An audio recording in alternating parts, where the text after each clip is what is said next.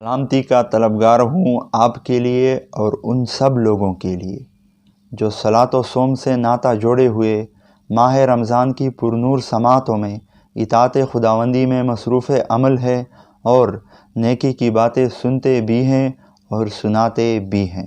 آپ کا میزبان افتخار حسین ماہ رمضان شاہنامہ اسلام کے قسط نمبر 10 میں آپ کے روبرو حاضر ہوا ہوں۔ ناظرین کرام، پچھلے 6 اقساط میں ہم نے تذکرہ کیا ابراہیم علیہ السلام کی زندگی کا۔ داستان ابراہیم اتنی لمبی ہے کہ سالوں گزر جائیں گے لیکن ہم اسے پڑھ نہ سکیں گے۔ دریا کو کوزے میں بند کرنے کی ایک چھوٹی سی کاوش ہم نے کی اور داستان ابراہیم کے چیدہ واقعات لے کر آپ کے روبرو پیش ہوتے رہے اور ابراہیم علیہ السلام کی زندگی کے اہم واقعات آپ کی سماعتوں تک پہنچاتے رہے۔ ناظرین کرام، آج کی اس نشست میں ہم تجزیہ کریں گے ان واقعات کا۔ داستان ابراہیم سنتے ہوئے آپ نے ایک لفظ بار بار سنا اور وہ لفظ تھا ہجرت کا۔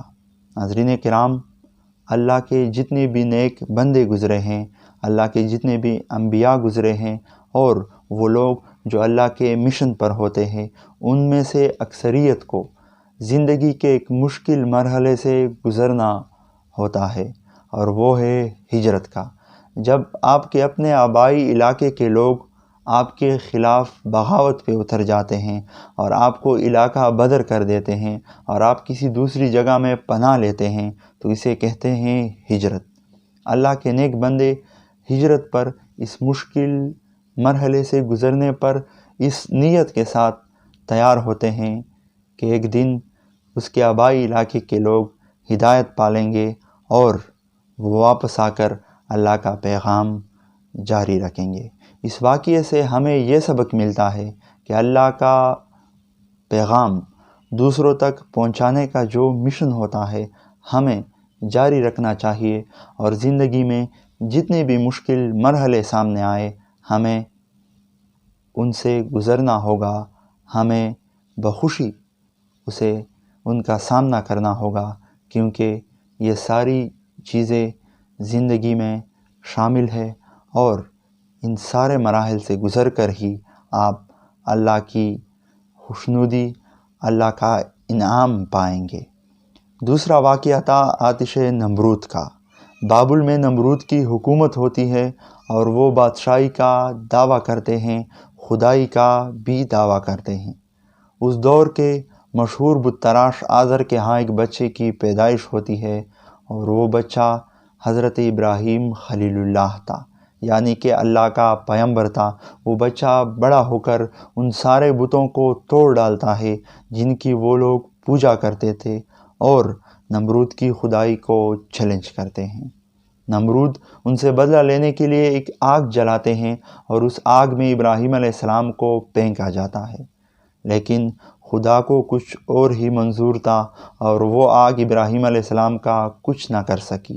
وہ آگ گل و گلزار بن گیا اور ابراہیم علیہ السلام سلامت اس آگ سے نکل آئے۔ اس واقعے سے ہمیں یہ سبق ملتا ہے کہ اللہ کا پیغام دوسروں تک پہنچانے کا جو مشن ہے، اسے ہمیں اس وجہ سے نہیں روکنا چاہیے، اس ڈر کے ساتھ نہیں روکنا چاہیے کہ کوئی جابر، کوئی ظالم ہمیں مار ڈالے گا۔ اللہ نے چاہا تو آپ مریں گے، اللہ نے چاہا تو آپ زندہ رہیں گے۔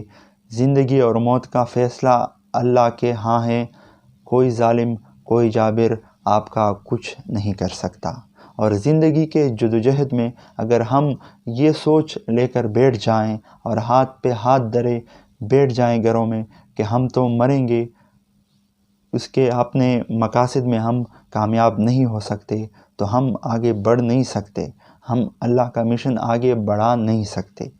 اس سوچ کے ساتھ اس واقعے کو ذہن میں رکھ کر آپ اللہ کا مشن دوسروں تک جو پیغام پہنچانا ہوتا ہے، اللہ کا مشن جاری رکھیں اور زندگی میں سٹرگل کریں اور موت سے ڈرنے کی کوئی ضرورت نہیں۔